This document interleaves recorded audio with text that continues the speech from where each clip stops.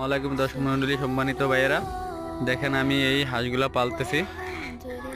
হাঁসগুলাটি অনেক লাভবান আছি, আল্লাহর রহমতে দোয়া করেন।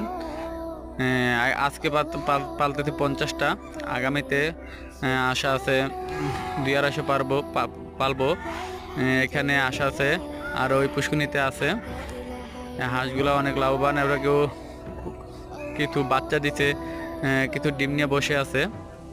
আশা করি সবাই এরকম হাঁস পালবেন, অনেক লাভবান হবেন। কৃষক ভাইয়েরা এই ভিডিওটা দেখলে পাশে থাকেন, হাঁসগুলা দেখে ভালো লাগলে লাইক দিয়েন।